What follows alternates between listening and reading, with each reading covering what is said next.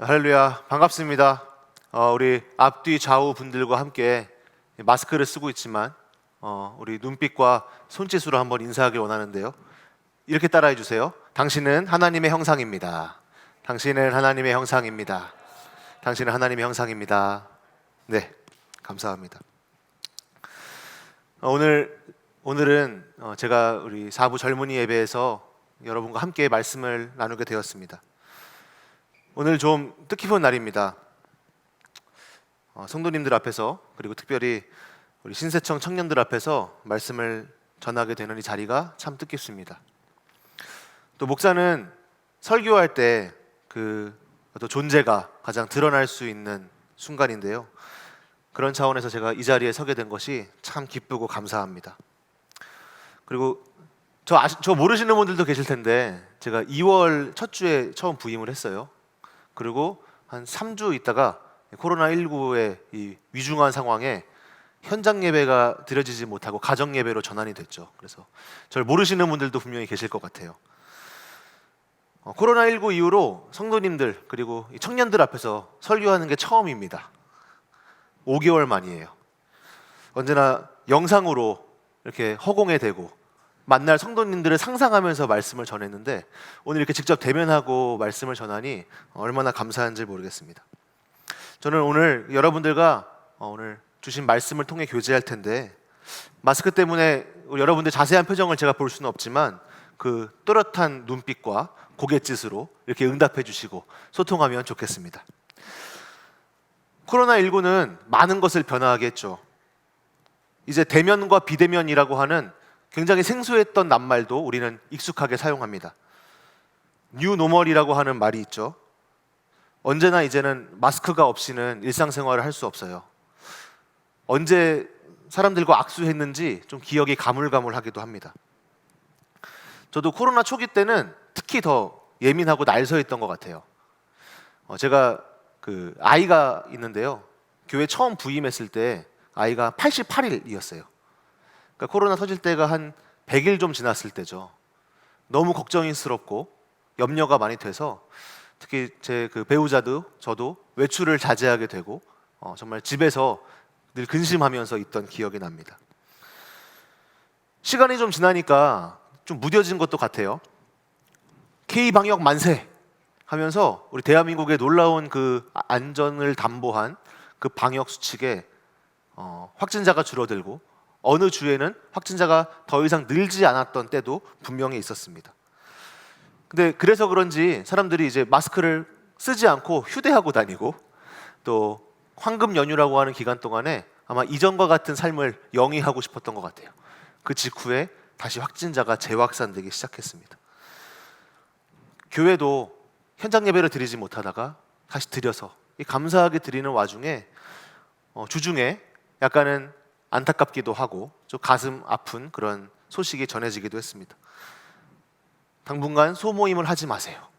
당분간 오이코스 교제를 하지 마세요 라고 하는 그 좀 안타까운 소식인 것 같아요.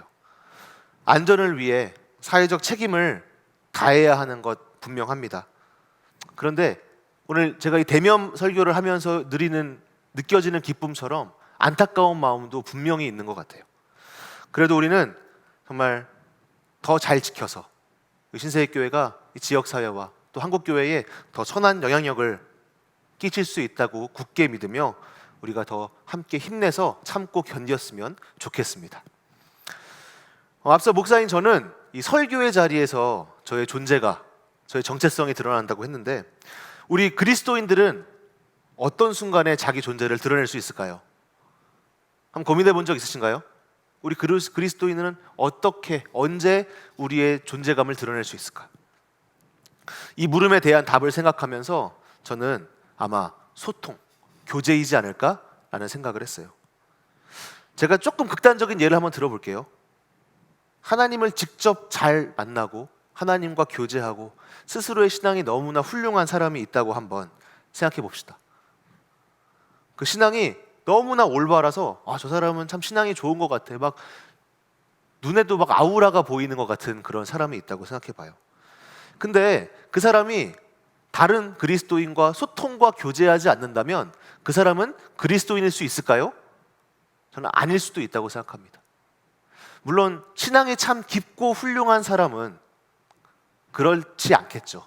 소통도 잘하고 교제도 잘하고 삶의 모범이 되겠지만 우리는 그만큼 소통과 교제라고 하는 부분이 우리 그리스도인으로서 살아가는 이 삶 가운데 얼마나 중요한지 아실 거라 믿습니다. 어쩌면 참 신앙 좋아, 그 사람은 참 신앙심이 좋은 것 같아 라고 하는 말이 그냥 단순히 개인적인 종교적 체험이나 어떤 황홀경, 카타르시스 이런 것들과 같은 오감 자극으로 우리를 생각할 수도 있어요. 물론 하나님이 우리의 신앙을 아시는 게 제일 중요하죠. 우리가 하나님을 사랑하고 하나님을 바라보고 하는 그 마음, 하나님과의 교제가 물론 가장 중요합니다. 하지만 제가 여러분들 앞에서 여러분 우리 이렇기 때문에 서로에게 우리의 신앙을 뽐내야 돼요, 자랑해야 돼요 라고 하는 말이 아닌 거란 걸 아실 거예요. 제 요지는 이것입니다. 그리스도인은 교제를 통해, 나눔을 통해, 소통을 통해 그 정체성이 드러납니다. 얼마나 잘 섬기는지, 얼마나 잘 나누는지, 얼마나 잘 헌신하냐에 따라서 그 애씀을 통해서 우리 그리스도인의 정체성, 그 진가가 드러나는 것이죠. 그런데 이제 코로나라고 하는 상황이 우리에게 새로운 도전을 주는 것 같습니다. 보다 만나기 어려운 상황에서, 직접 만남이 전부가 아닌 상황에서 그리스도인으로 우리는 어떻게 살아가야 될까? 우리가 정말 그동안 해왔던 섬김의 방법과는 다른 방법으로 우리는 어떻게 우리가 그리스도인임을 나타낼 수 있을까? 이런 고민을 가운데 여러분들과 이 말씀을 통해서 오늘 한번 이야기를 해보려고 합니다. 사랑하는 신세청 여러분, 이 시간 말씀을 듣고 마음을 새길 때 큰 은혜가 생기는 저와 여러분이 되시기를 간절히 소망합니다. 오늘 본문 말씀은 마태복음 9장 후반부의 말씀입니다. 특히 오늘 우리가 함께 읽은 이 말씀, 특히 성경 중에서도 이 복음서를 볼 때는 단순히 이 구절만 보면 좀 이해가 어려울 수 있고요, 전체적인 구조를 살펴볼 때 더 큰 은혜를 느낄 수 있습니다. 그래서 제가 앞서 오늘 본문까지의 큰 줄거리를 한번 설명을 드리겠습니다. 최근 청년부의 설교를 좀 살펴봤어요. 나 목사님께서 얼마나 훌륭하게 설교를 하시는지도 궁금하기도 했고 어떤 말씀을 나누는지 좀 궁금했어요. 최근 마태복음 5장에서 7절 사이에 나타나는 산상수훈의 팔복에 대해서 말씀을 전하셨던 것을 제가 확인했습니다. 예수님의 가르침이 집약되어 있는 산상설교, 팔복, 우리가 아마 평생 목표로 해야 하는 신앙의 엑기스와 같은 본문일 것입니다. 그리고 하나님의 나라를 어떻게 들어가야 되는지, 우리가 하나님 나라를 어떻게 고민해야 되는지를 알려주는 본문이죠. 이 이야기는 5장 1절부터 자세히 보시면 예수님께서 모여있는 어느 무리들을 보시고 어느 군중들을 보시고 그들이 있는 산에 올라가면서 시작을 합니다. 산에 올라가셨어요. 올라가시니까 예수님을 보기 위한 제자들이 앞으로 나와옵니다. 그러면서 제자들을 향해서 이렇게 말씀해 주신 거예요. 아직 12제자를 뽑기 전이었어요. 그러다 보니까 4장에 있는 말씀을 근거로 하면 베드로와 야고보, 안드레, 요한 이런 4명의 제자들이 예수님 앞에 나왔을 것이라고 우리는 추측할 수 있습니다. 예수님의 가르침을 듣고 제자들뿐만 아니고 모든 무리가 놀랐어요. 마태복음 7장에 보면 모든 무리들이 와, 기가 막히다라고 하는 감탄사를 질렀을 법한 그 성경 말씀을 우리는 볼 수 있습니다. 그리고 8장 1절을 보니까 예수님께서 다시 산에서 내려오세요. 그리고 예수님을 따르는 수많은 무리가 생기게 됩니다. 산에서 내려온 예수님은 이제 8장과 9장에 걸쳐서 많은 기적을 베푸십니다. 치유하십니다. 아픈 병자들을 낫게 하셨습니다. 제가 방금 이렇게 말한, 여러분들이 나석고 목사님을 통해서 설교 말씀을 들은 팔복 이야기부터 오늘 본문까지 이러한 전개로 흐름이 돼요. 무리를 만났고 제자들과 함께 귀한 말씀을 전하시니 예수님을 따르는 무리들이 생깁니다. 이제는 그 무리들을 함께 다니면서 예수님께서 친히 기적과 치유 행위를 행하시는 거였어요. 제가 방금 말한 이 본문이 오늘 9장 35절 우리가 함께 읽은 말씀인데요, 여기서 요약하고 있습니다. 우리 한번 9장 35절 화면에 나올 텐데 우리 다 같이 한번 한 목소리로 한번 읽어보겠습니다. 예수께서 모든 도시와 마을에 두루 다니사 그들의 회당에서 가르치시며 천국 복음을 전파하시며 모든 병과 모든 악한 것을 고치시니라. 아멘. 그렇습니다. 예수님을 찾아온 무리들을 향해 예수님께서는 그 무리들을 향해 또 함께 다니시면서 세 가지를 하셨어요. 전파하시고 가르치시고 고치셨다. 산상수훈부터 얘기했는데 우리 한번 4장 23절 말씀도 한번 볼게요. 마태복음 4장 23절 말씀 화면에 나오는데요. 한번 다 같이 한번 읽어볼게요. 예수께서 온 갈릴리에 두루 다니사 그들의 회당에서 가르치시며 천국 복음을 전파하시며 백성 중에 모든 병과 모든 약한 것을 고치시니. 예수님께서 이 땅에 오셔서 세례 요한을 통해 세례를 받으시고 시험 받으시고 계속해서 일관된 하나님 나라 사역을 이어오셨습니다. 마태복음을 기준으로 본다면 저희가 읽은 두 본문 마태복음 4장 23절과 또 오늘 본문인 9장 35절 사이를 함축해서 전해주고 있는 것이죠. 가르치고 전파하고 고치신다. 이 세 가지죠. 오늘 이후에 마태복음 10장 이야기부터는 무슨 이야기가 나오냐면 제자들을 부르시는 이야기가 나와요. 여태까지 제자가 4명이죠. 이제 우리가 흔히 알고 있는 12제자를 마태복음 10장에서 부르십니다. 그리고 마태복음 10장에서 그 제자들에게 사명을 주세요. 무슨 사명을 주실까요? 똑같습니다. 가르치고 전파하고 고치라.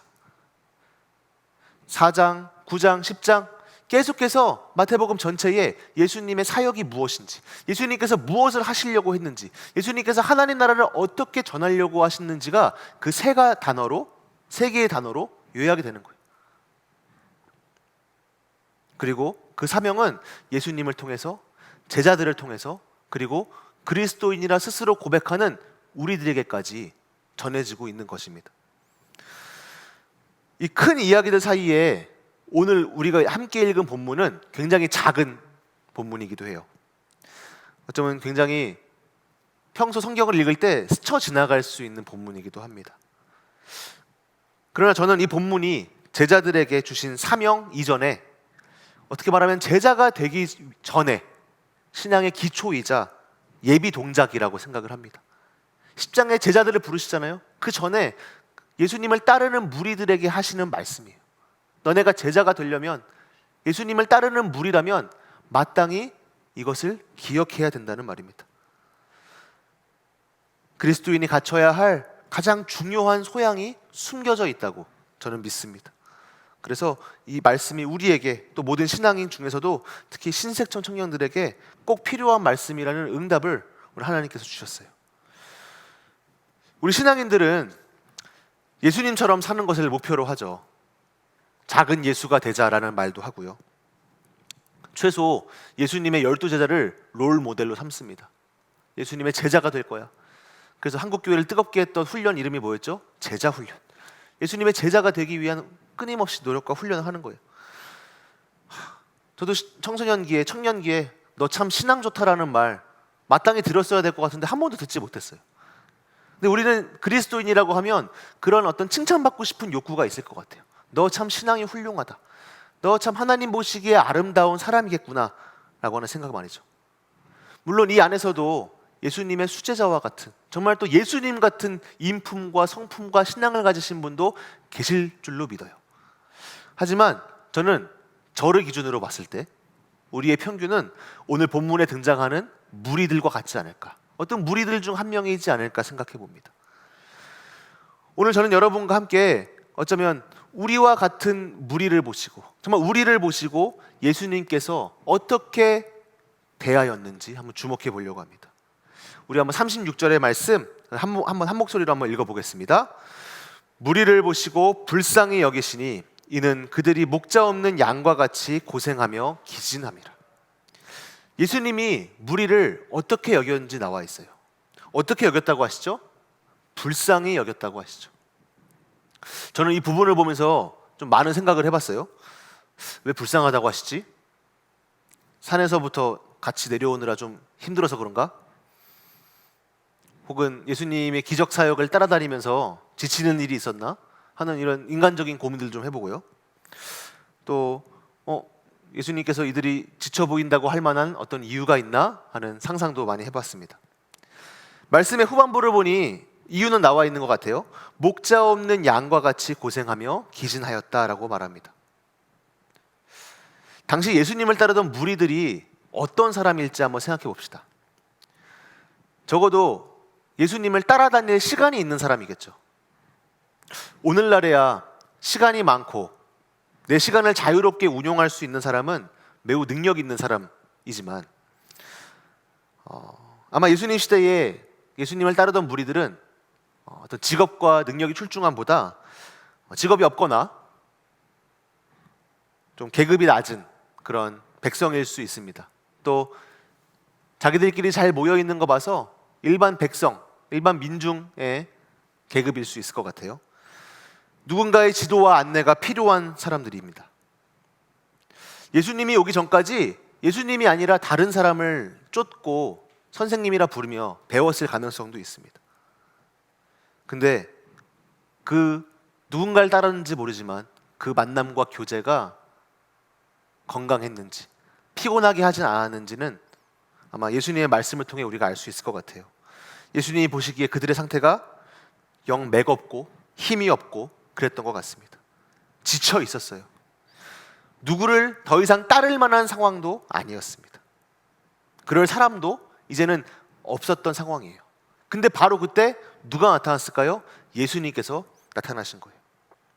예수님은 그 무리를 보시고 무엇이라고 하시냐면 불쌍히 여기신다라고 하십니다. 불쌍히 여긴다. 성경을 볼 때 개역개정 성경이 잘 이해가 안 될 때 다른 한글 성경을 보면 도움이 되는 경우들이 있어요. 새번역 성경, 공동번역 성경이 그렇습니다. 근데 이 불쌍히 여기신다라고 하는 표현은 모든 성경이 똑같이 나와 있어요. 불쌍히 여긴다. 약간 이 원래의 원어의 의미가 잘 드러나지 않아요. 그래서 제가 원어 표현을 한번 설명해 드릴게요. 스플랑크니조마이라고 하는 헬라어예요. 이 단어는 마음, 심정과 관련되어 있습니다. 근데 이 어원을 좀 더 살펴보면 이 뜻이 내장, 장기, 창자 이런 뜻과 연관이 돼요.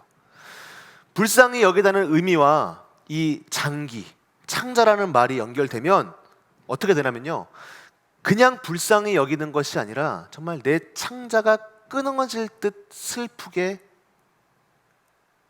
여긴다는 거예요. 그만큼 불쌍하게 여긴다는 거예요. 한국어에는 이를 표현할 수 있는 좋은 말이 있습니다. 그 말이 오늘 성경 말씀의 제목인 애끓는다, 애끓는 마음이다라는 것입니다. 누군가를 위해서 내 장기가 끊어지는 느낌을 받는다는 것은 매우 쉽지 않을 겁니다. 저마다의 경험과 배경이 다르니 제가 일반화할 수 없고 함부로 얘기할 수 없지만 우리가 정말 특히 가족 이외에 다른 사람에게 내 배가 끊어질 듯 아픈 감정을 대신 이입받고 전달받는다고 하는 것은 매우 어려운 일이에요.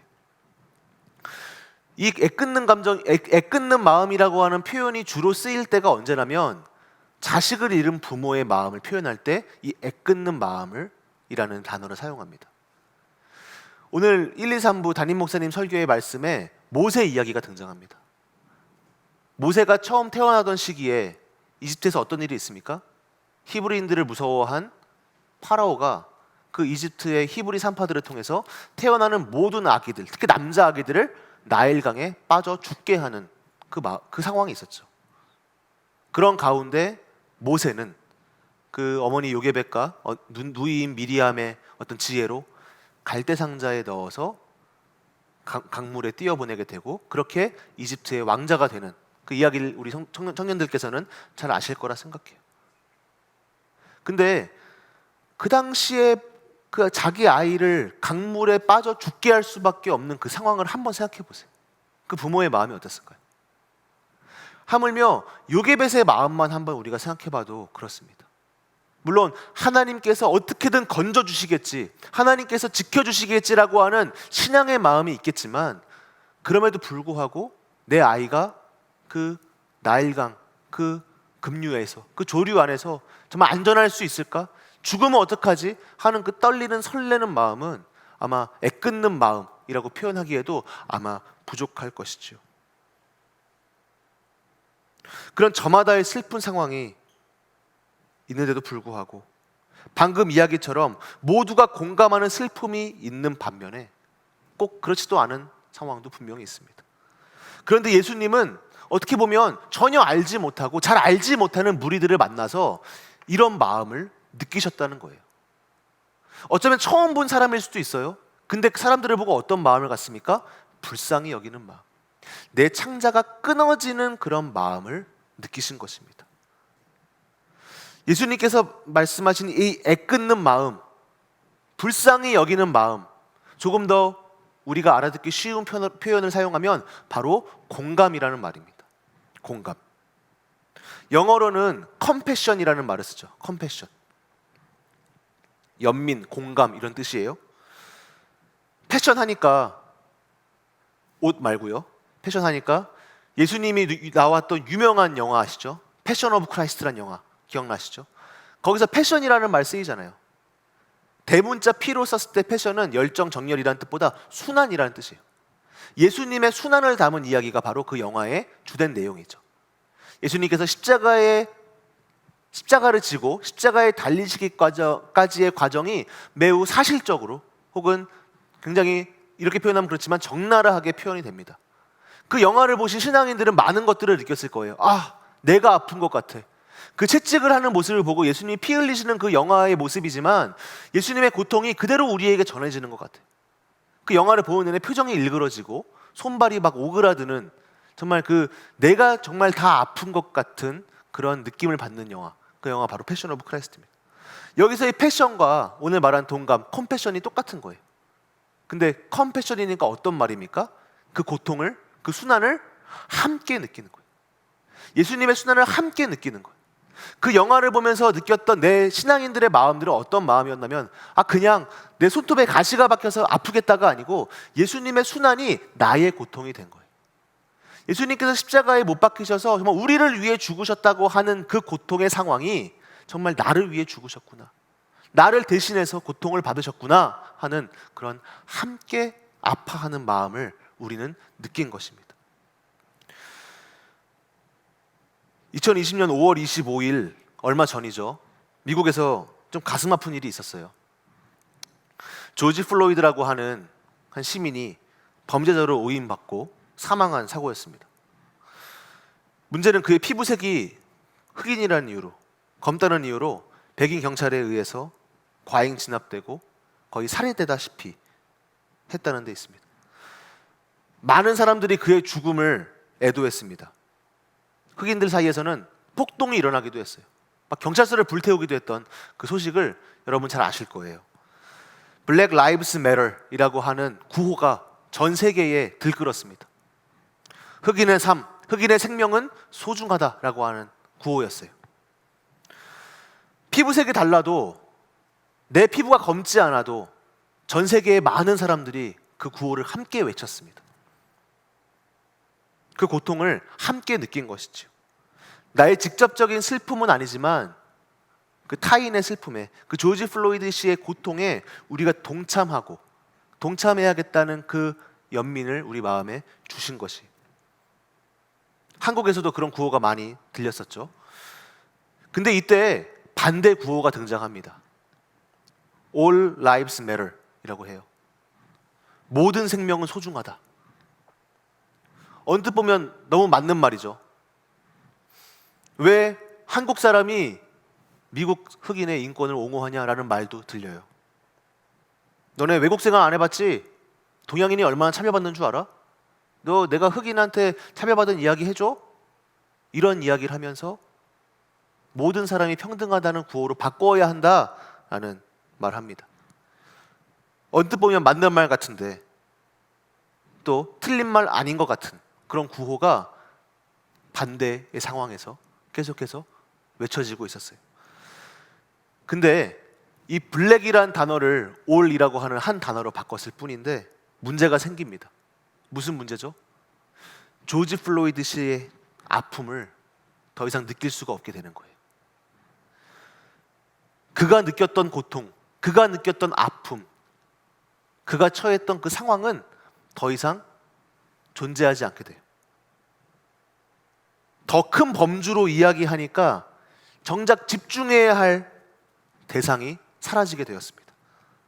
인종차별이라고 하는 주제에서 갑자기 세계 평화, 세계 평등 이런 주제로 바뀌었어요. 좋은 말이죠. 하지만 물에 물 탄 듯 정말 희석되어집니다. 우리가 집중해야 될 대상이 아니라 그냥 좋은 말을 외치는 구호 정도로 바뀌어 버렸어요. 계속해서 외치고 있는 평등, 정의가 무엇으로부터 차별받고 소외받았는지를 전혀 알 수 없게 되어버려요. 그래서 반대 구호를 듣고 나면 무엇이 사라집니까? 애끓는 마음이 사라지게 되는 것이. 예수님의 말씀대로 사는 그리스도인이라면 분명합니다. 사람들의 고통에 주목하고 그 아픔에 동참해야 합니다. 함께 고통을 느껴야 합니다. 그것이 바로 예수님께서 무리들에게 또 우리들에게 보이신 행동이자 마음입니다. 지난달 6월에 매일 성경 묵상 본문 고린도서 12장 말씀인데요.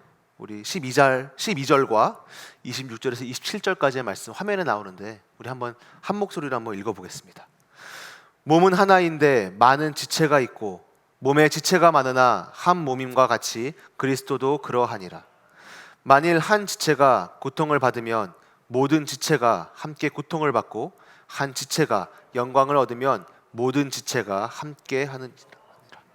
너희는 그리스도의 몸이요 지체의 각 부분이라.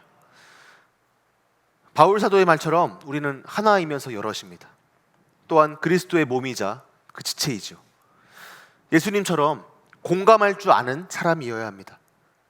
한 지체의 고통이 서로에게 고스란히 전해지고 또 한 지체의 기쁨이 정말 우리 모두가 함께 나누는 기쁨이 되어야 할 줄로 믿습니다. 그리스도인이란 존재는 바로 그런 존재들입니다. 그리스도인은 먼저 예수님을 공감하고요. 그분의 삶, 행적, 그리고 십자가를 지신 예수님의 순환을 공감합니다. 같이 아파하죠.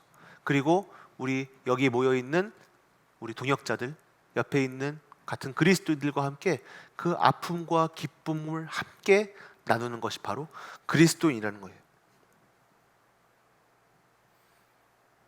우리는 서로를 향해 공감합니다.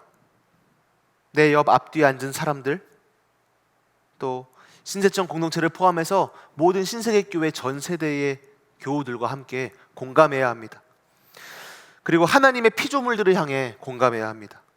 아파하는 피조물들의 신음소리에 한번 귀를 기울여 보십시오. 그릇된 역사로 고통받고 있는 사람들이 있는지, 인종차별로 혹은 또 성차별로 고통받는 사람들이 어디에 있는지 살피고 그 마음에 공감해봐야 합니다. 공감이라는 어떤 표현보다도 우리는 애끓는 마음으로, 애끓는 마음, 내 창자가 끊어질 듯이 아파하는 그 고통스러운 마음으로 동참해 보아야 할 것입니다. 만약에 동참이 잘 안 될 수도 있어요. 잘 전해지지 않을 수도 있어요. 그럴 때는 우리가 상상해 보는 거예요. 그리스도인으로서의 상상력을 한번 발휘해 봅시다. 세상의 기준과 상식이 아니라 예수님이라면 어떻게 하셨을까 하는 그 상상, 우리가 예수님의 마음이 되어 보여서 예수님이라면 어떻게 이 현 시대에 오늘날의 세상에서 어떻게 하셨을까를 상상하는 그런 마음을 가졌으면 좋겠습니다. 공감을 위한 상상으로 그 애끓는 마음을 가져봅시다. 그렇게 애쓰는 삶을 살아가는 것이 바로 그리스도인이요 여러분들이신 것입니다. 오늘 본문 후반절들은 하나님 나라 사역을 앞두고 일꾼들이 없음에 예수님의 한탄하시는 모습이 나옵니다. 그리고 곧바로 아까 말씀드렸다시피 10장에서 12제자를 세우고 파송하죠. 우리는 제자가 되기 전 예수님이 보여주신 것을 함께 보았습니다. 바로 불쌍히 여기는 마음을 가지는 그리스도인, 애끓는 마음을 가지는 그리스도인이 되어야 합니다. 말씀을 마치면서 글귀를 하나 나누려고 합니다. 김승섭 님이라고 하는 분의 책인데요. 아픔이 길이 되려면이라고 하는 책입니다. 우리나라의 어떤 보건 정책과 사회 역학에 대한 고민을 많이 하시는 분인데 정말 건강한 사회를 만들기 위해 애쓰시는 분이에요. 그의 책에서 결론부에 이르러서 이런 문구를 전합니다. 제가 읽어드리겠습니다. 아름다운 사회는 나와 직접적으로 관계가 없는 타인의 고통에 대해 예민한 사람들이 살아가는 사회. 그래서 열심히 정직하게 살아온 사람들이 자신의 자존을 지킬 수 없을 때 그 좌절에 함께 분노하고 행동할 수 있는 사회라고 생각해요.